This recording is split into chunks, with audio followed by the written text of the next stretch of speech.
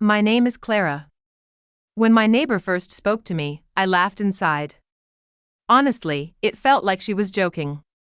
I told her that she should think before speaking. My husband David isn't that kind of man, he loves me deeply, truly. But she didn't back down, as if speaking from experience. She said, "Sister, you can't trust men. They sing songs of loyalty only when everything is fine, but the moment their heart wavers or they find someone else appealing, they start to change. And you don't have children yet, you've been married for 15 years, and men always want an heir." I sighed deeply, pushing her words away. I said David never once blamed me for not having kids, and that's his best quality. She looked into my eyes, trying to convince me, and said, "I'm just saying, keep your eyes open. He may be decent, but he's still a man, and who knows when his heart might stray." I told her David is now 40, his hair turning gray. Who would want another marriage at this age? She just said, "Keep believing that," sipped her tea, and left quietly. That night I sat on the roof for a long time. The weather was changing, a light breeze blowing, but inside me, a quiet restlessness grew. I tried to suppress it, like closing the pages of a past I wished to forget. David had been coming home late these days but would always smile and ask how I was, and we'd share small talk over dinner. Life felt ordinary, but that day when he came home, he was different, his face serious, no smile, no words. I asked if he had eaten lunch. He said no, not hungry, just lost in thought. I looked closely at his face, sensing a story he was reluctant to tell. The next day was normal again. He returned from work on time, ate, watched TV, and slept, but I knew something had changed. Maybe not me, maybe him, maybe both. I kept myself busy, cleaning the aquarium, tending plants, trying new tea recipes, sewing, anything to ignore the emptiness that followed him home. He would come in, greet me, then head straight to wash his face, often silent while drinking tea, staring blankly as if wrestling with something inside. I once teased about the tea's taste, and he nodded, saying no one makes tea like me. His words were kind but hollow, like a compliment without feeling. One night, he came home late, tired and sad, and over dinner said life sometimes feels like it's just passing by with no future or past, no purpose. I was shocked to hear this from him and gently asked if something was wrong. He said no, just thinking that if we had a son or daughter, the house would be different, full of life and meaning. It was the first time in 15 years he mentioned children like that. I told him softly I had tried everything, doctors, healers, but he interrupted, saying he knew that sometimes the heart just gives up. Silence fell between us that night. The next day, he left for work early, and I saw a strange helplessness on his face, like he wanted to avoid me. That same day, my sister came over with her kids, whose laughter and noise brought life back to the house. David smiled seeing them, played with the kids, even promised toys and brought chocolates the next morning. My heart broke a little. I had never seen him so connected with children before. He used to get irritated with even their voices, but now he spent evenings playing cartoons and games with them. My sister laughed, saying David had become more of a child than her own kids. I smiled weakly, feeling a growing gap inside me. One evening, David sat building blocks with the kids, and my sister told me I was lucky to have such a loving husband who cared so much. I agreed but felt that hidden emptiness growing, as if years of silence were turning into words that might form a new relationship. One ordinary morning, David was quiet during breakfast, his face serious as if carrying something unsaid. I asked if he had something special at work. He nodded and said yes, but he might have to go out of town for a few days. Surprised, I asked where. He said that maybe there was a business meeting in Hyderabad, a week-long assignment. It was the first time in all these years that David was going out alone. His behavior was unusual because he usually avoided travel and didn't like going anywhere even on vacations. I just said, "Okay, take care," and David quickly got ready and left. I made his absence a normal part of life, like when a guest leaves and silence returns to the house. The first day passed just like any other. I cooked on time, watered the plants, and spent the evening playing with my sister's kids. The second day also went by, but by the third day, a bit of unease started creeping in. David would talk on the phone, but only briefly, saying things like I'm fine, work is going on, and the weather is hot. 8 days passed until David sent a message that his return would be delayed by a few more days, without any detailed explanation. I didn't ask many questions, maybe I was used to it by now. On the 12th day, there was a knock on the door, and when I opened it, I was shocked. Standing in front of me was my husband, but he looked very different. His face was clean-shaven, unlike his usual light stubble, and his eyes had a strange sparkle, as if years of fatigue had lifted. Most surprisingly, his hair, which had begun turning white, was now deep black. I looked at him for a moment and softly said, "You've completely changed your look." He smiled and said, "Yeah, just thought I'd try looking fresh." I stepped aside and let him in.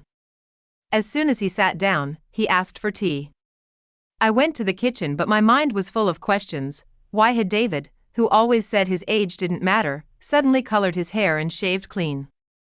Bringing tea, I lightly said, "You must have been very busy in Hyderabad, met many new people, made good impressions, maybe planned some business?" He sipped his tea and said, "Sometimes a person needs to feel new."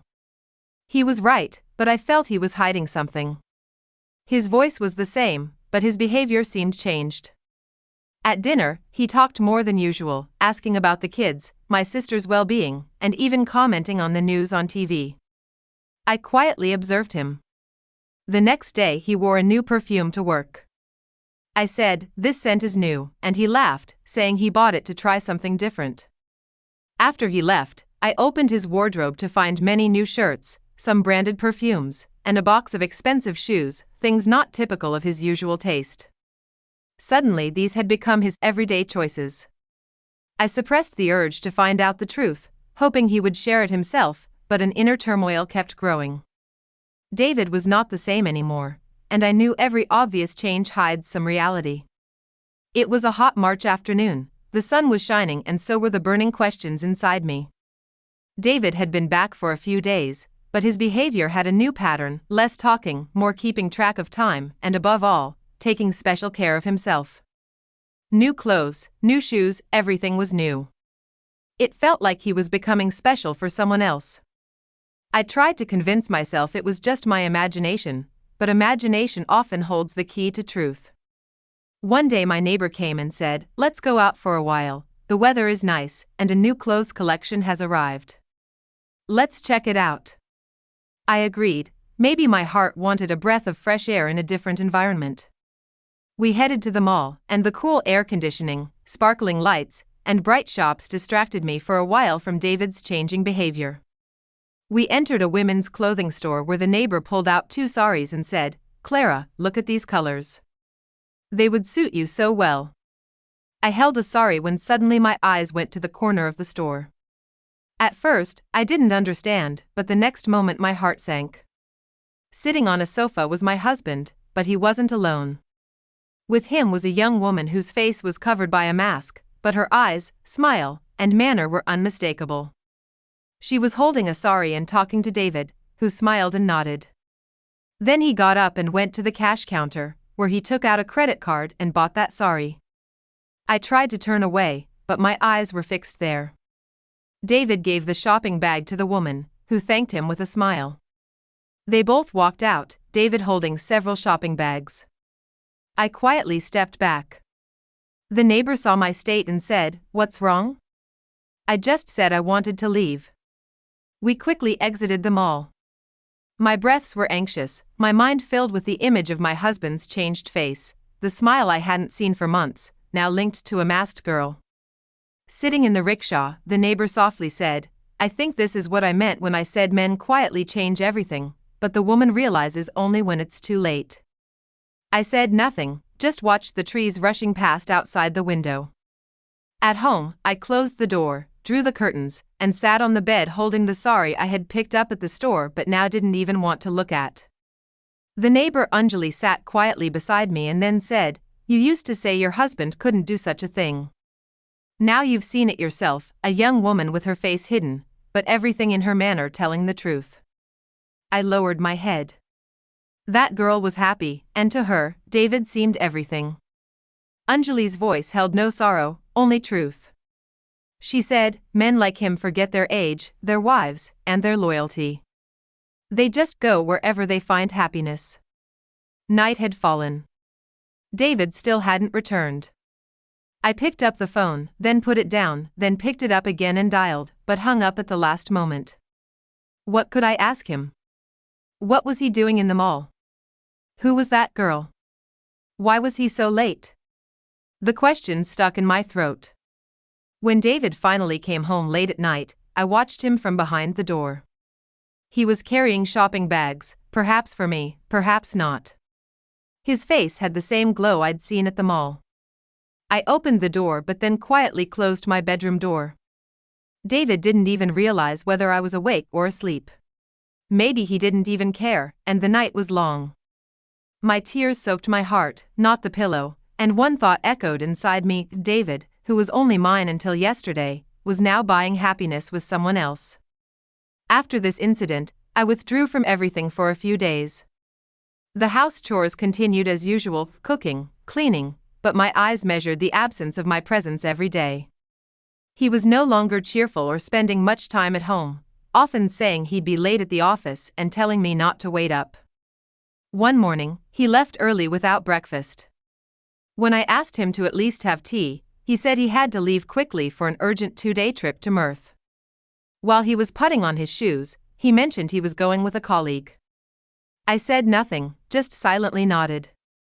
The door closed, but I knew he was lying. The image of that day at the mall was still burning in my eyes. The girl with the mask, David's smile, the shopping bags, it all made sense now. That afternoon, my neighbor Clara came with some snacks and asked about David. I said he left for Mirth, but Clara ignored me and advised me to ask him directly, saying men get used to hiding things once they start. Later, she told me she saw David again at the mall with that same masked girl buying gold rings. I hadn't spoken to David about it, but Clara said David got nervous seeing her and left quickly. I could no longer deny the truth. Doubt had turned into reality. That night, I called David. He said he was in Mirth, just returned from work, and sounded tired. When I confronted him, saying he had a second family, he only said he couldn't talk and hung up. Memories of that day, Clara's words, and my broken trust haunted me. I decided not to stay silent anymore. My husband, the reason for my trust, was now within my questions. 2 days later, David came home with the girl, no mask this time, and said she would stay with him, promising to explain everything. I stayed silent and stepped aside. They entered the house, and the girl stayed with me in the kitchen, speaking only with gestures. David showed less affection to the children now, while the girl bonded with them, telling stories and giving toys. My nephew said she was nice and had even taught him a story. I smiled, but inside I was breaking down, my identity fading. One morning, David told me the household chores must be shared because the new wife should not bear the burden alone.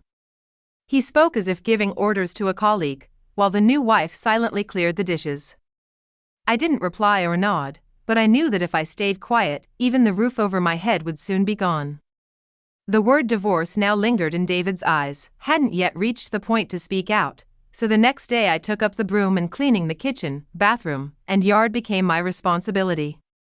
Clara made breakfast in the morning, I cleaned in the afternoon, she made tea in the evening, and cooked dinner, though sometimes I cooked too. David had set a schedule, like life was an office duty. In the beginning, I worked silently, the burden in my heart too heavy for words. Every time I swept the floor, memories of better days haunted me.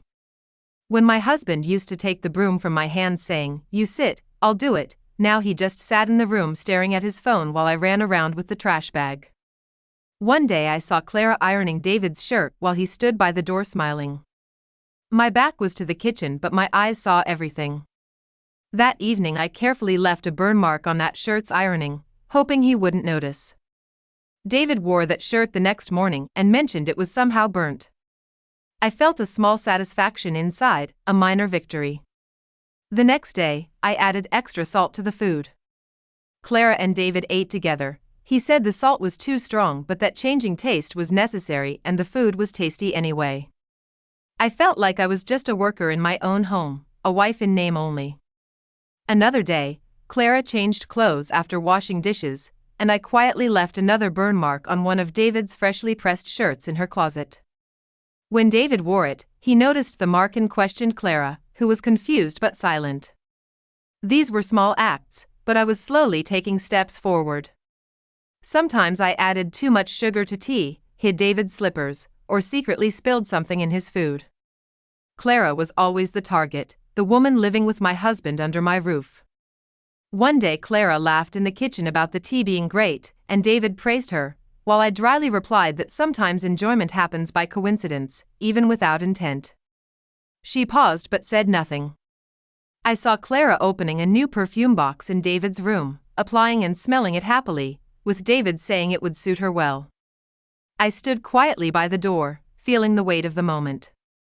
It was no longer just about getting back at them, it was about respect and trust. I knew if I didn't act, David's heart would erase me forever, and before that happened, I had to shake this new life silently but surely. Sometimes the quiet enemy smiles and outplays you, and though my moves continued, their effect was unseen.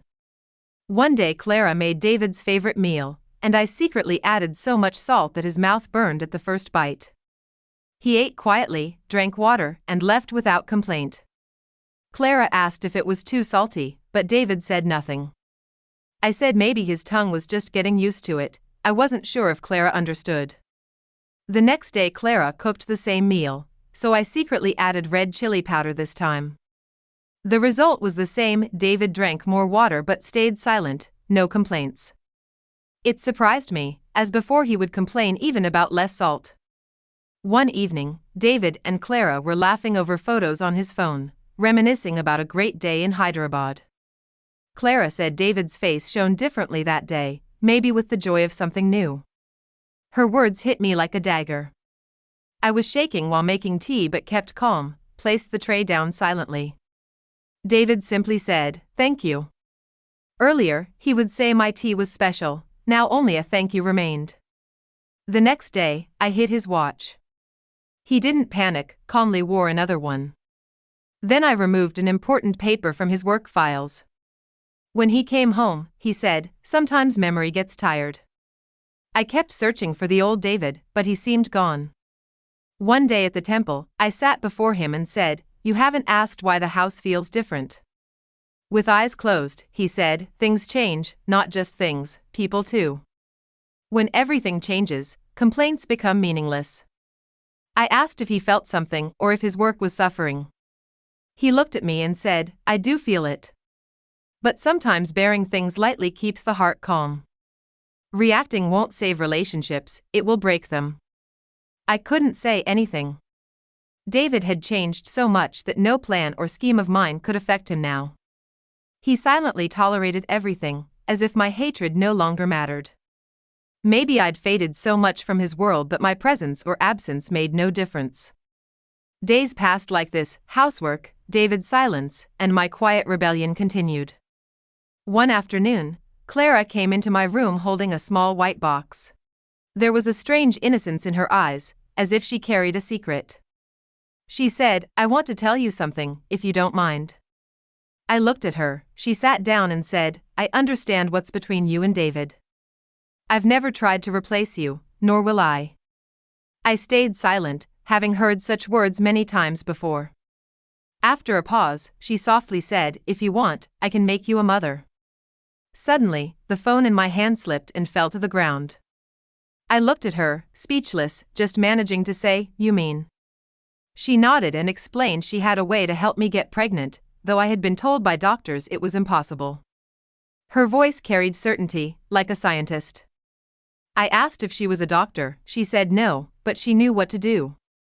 I thought of David's changing behavior, his distance, my empty arms. If there was any hope, why not try? After a moment, I nodded. She smiled but warned me I would have to use whatever she gave me every night without questions.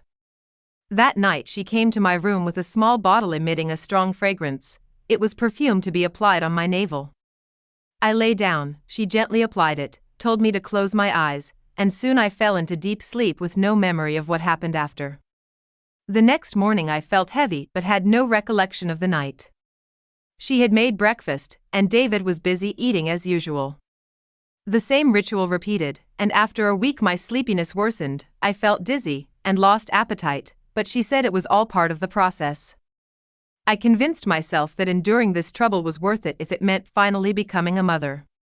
One day David came home tired, asked if I was okay, and I admitted feeling lethargic and sleepy. He held my wrist and said, "Let's go to the doctor."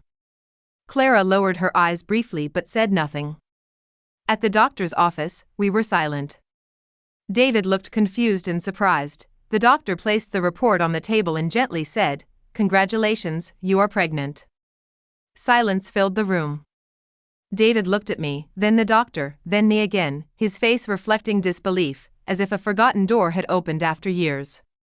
He softly asked, "Really?" The doctor nodded and confirmed. We would need 2 months of care and caution. On the way home, David was silent, staring out the window or at the dashboard. I said nothing but felt a small light flicker inside me. For the first time in years, my heart raced with hope. He opened the door for me and said, "Rest, I'll get water." Words I hadn't heard in a long time. At dinner, he served me himself. Clara quietly sat opposite with downcast eyes.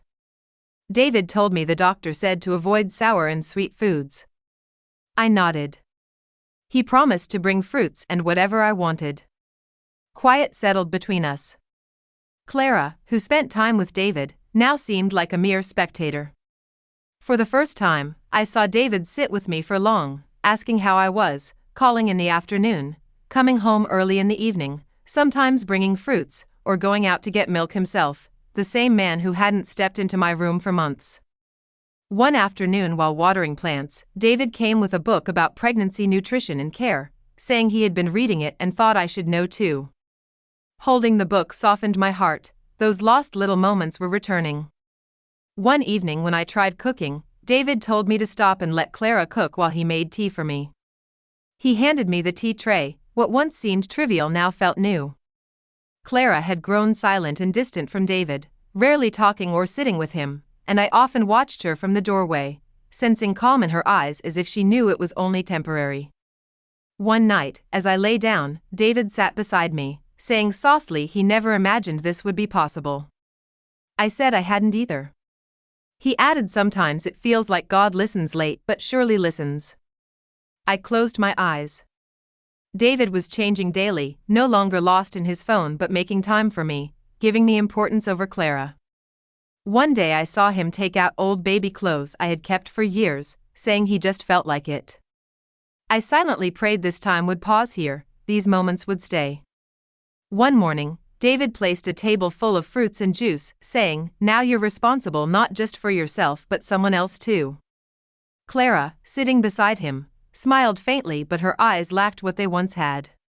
I felt like maybe I had become important again, but somewhere deep inside there was a whisper that this wasn't going to be so easy, something was definitely hidden.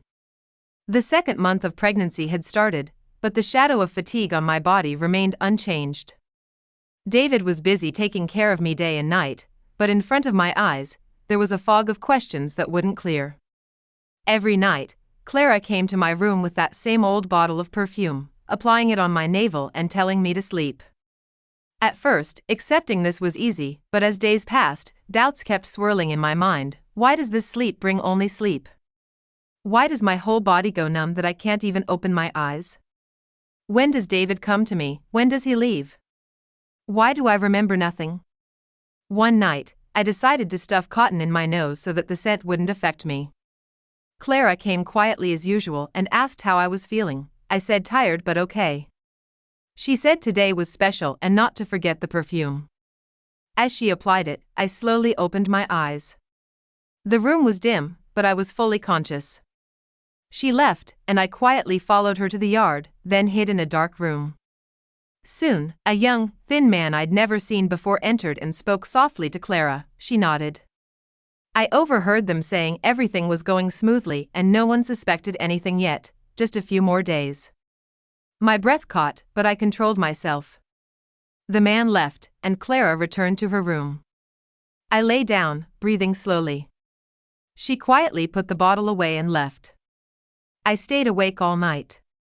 The next morning, David looked unwell, weak, and tired. He hadn't eaten and complained of heaviness and bad sleep. I asked if anyone else was applying perfume to him. He said no, and told me to rest. I realized we both were part of some secret scheme.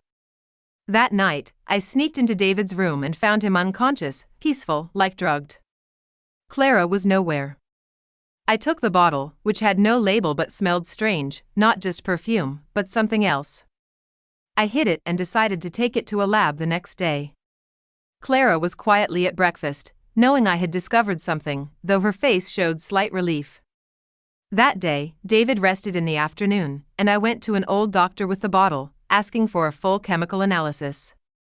Clara didn't come that night. She must have known something had changed. I knew now there was a hidden game in this house where David and I were pawns, but I wouldn't be one anymore. The next morning, the lab report awaited me. The bottle contained narcotic sedatives, drugs used to render people unconscious without their knowledge, erasing memory and awareness. The thought shook me. The chemist explained this was commonly used in illegal activities to control victims.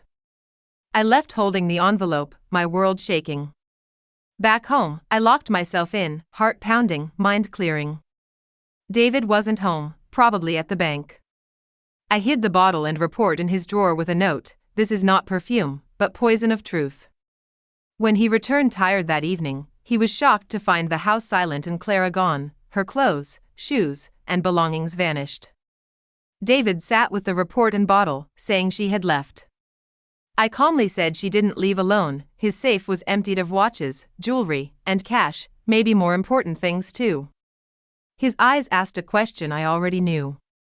I handed him the second page of the report that said he was completely infertile, azoospermia, total infertility. David stared at the paper, leaned back, and asked how this was possible. I coldly replied that he never got himself tested and never tried to find the real problem. For 15 years, he had mistaken my silence for weakness. He couldn't say anything. His face was dripping with shame in the silence. For a moment, the room was completely quiet. I opened the wardrobe and took out an old album that David had made during our wedding, filled with our old memories. I said, "Do you remember how you said these photos would never change?" David bowed his head. Then I said, "Listen to this too. The child growing inside me is not yours, and no matter what you do, that truth will not change." David's eyes widened as if he had turned to stone. Disbelieving, he asked, "What are you saying?"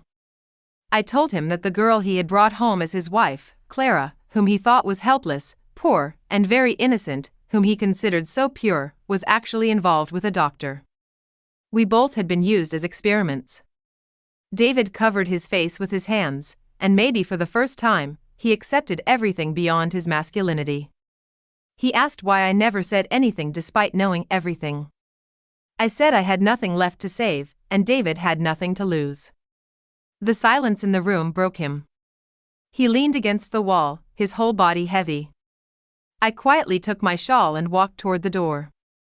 He asked where I was going. I said, "To find out whose life is growing inside me, and that even if the truth is bitter, it remains the truth."